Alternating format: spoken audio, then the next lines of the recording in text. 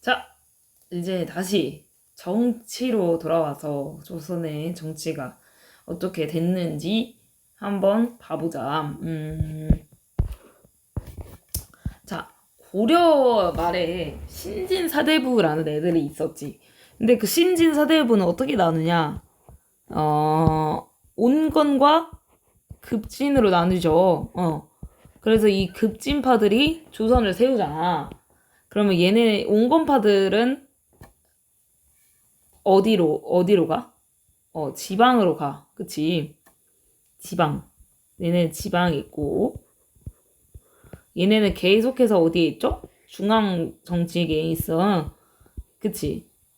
자, 그래서 이쯤 한 세조라는 왕이 있어. 뭘 일으켰죠? 계유정난, 조카를 죽이고 왕이 된 사람이지. 이 세조를 도와준 애들이 또 이 급진 애들이야. 그래서 이때 이 세조 때가 되면은 이 급진파들의 힘이 엄청나게 세져서 얘는 뭐가 된다? 훈구가 돼요. 훈구. 그리고 이제 또 이 중간에 세조의 손자인 성종이라는 애가 있거든. 이 성종이라는 애가 있는데 얘는 공부를 엄청나게 좋아하는 왕이야. 그래서 이쯤 되면 이 온건파 애들이 지방에서 엄청나게 열심히 공부를 하다가 성종 때가 되면은 오마이갓 갑자기 정치 정계에 입문을 하는 거야. 중앙으로 다시 올라오게 돼. 중앙으로 다시. 이때 이제 어디로? 중앙으로 올라오게 되는데 훈구랑 다른 세력이라고 해서 얘네를 사림이다 이렇게 부르게 되는 거예요. 알겠어요? 자, 그래서 밑에 보면은 세조가 왕에 오르는데 공을 세운 애들, 특히 얘네는 고위 관직을 차지한다는 특징이 있고 많은 토지와 노비, 부자였겠지. 그리고 뭐 왕실에 혼인 관계를 맺기도 해. 얘네를 훈구라고 한다는 거죠. 알겠지?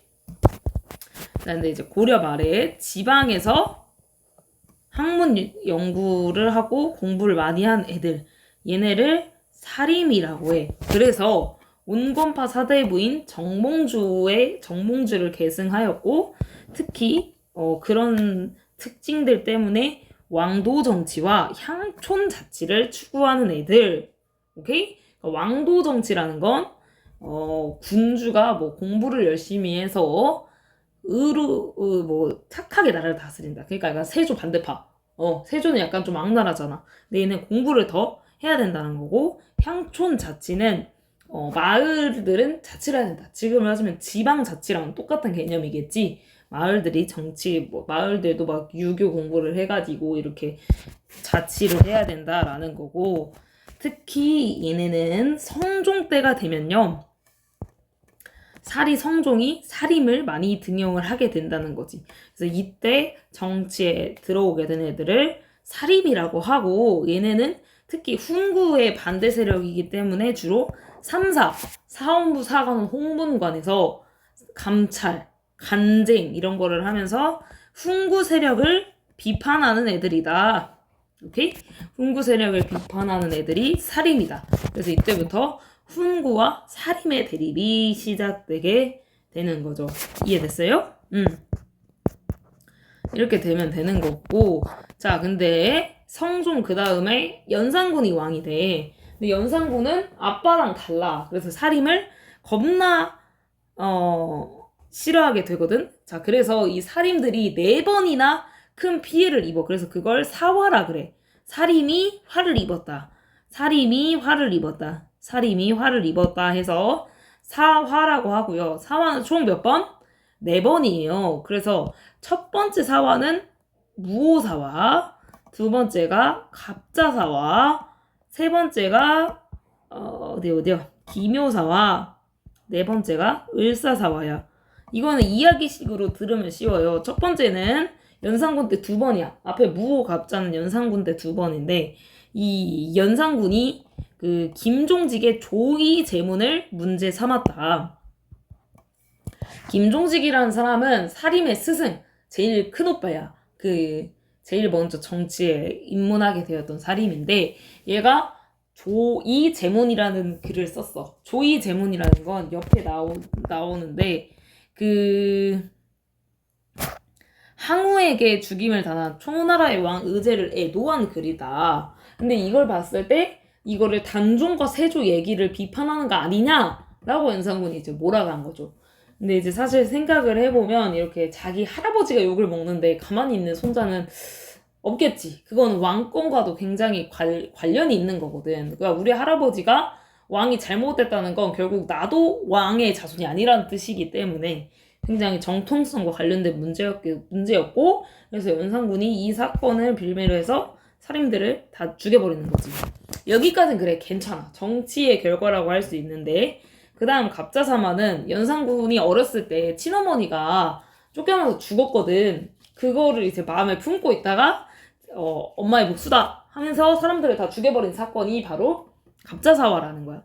그래서 이제 더 이상 안 되겠다 해가지고 연산군이 쫓겨나고 누가 왕이 되죠? 연산군의 동생인 중종이 왕이 돼. 그래서 이건 중종 반정이야. 그러니까 반란이 아니라 반정이야. 그러니까 반란은 실패한 거고 반정은 성공한 거야. 오케이?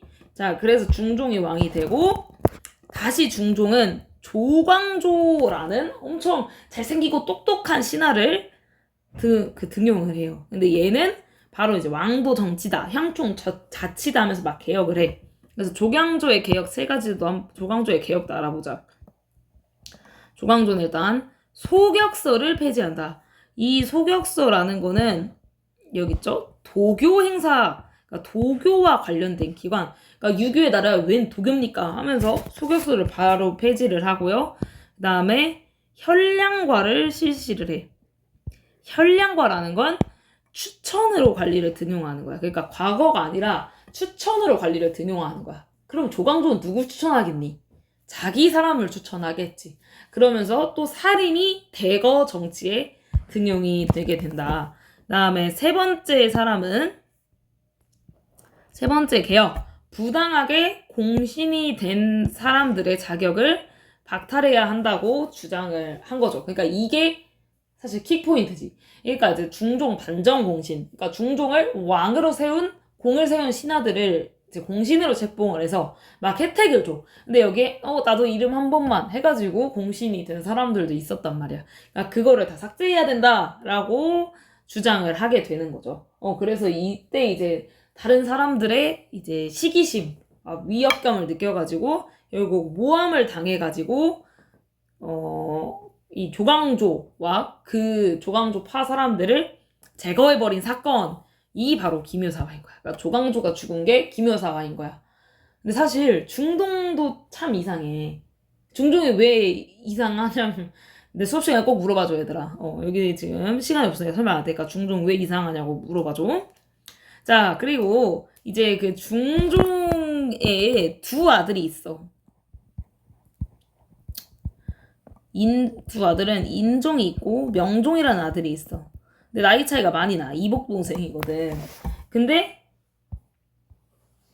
둘 중에 누구를 왕으로 하냐? 왜냐면은 인종 엄마는 죽었어. 지금 왕후는 명종의 엄마야. 그러니까 누구를 왕으로 하냐 해가지고 신하들 사이에서 싸우는데 이 인종파가 대윤이라고 하고 명종파가 소윤이야.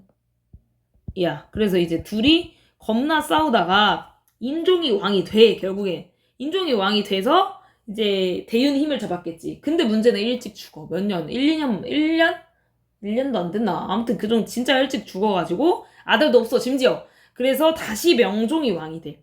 그래서 이 소윤 애들이 대윤을 죽인 사건. 그러니까 살인끼리 싸운 거야. 그게 바로 을사사화라는 거죠. 을사사화. 알겠죠? 을사사화. 그래서 이렇게 4번의 사화로 살인들이 많이 피해를 입었다. 많이 죽었다라는 거죠.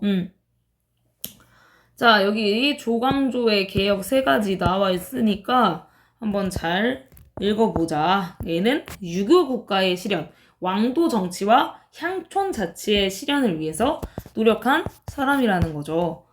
여기까지 할게요.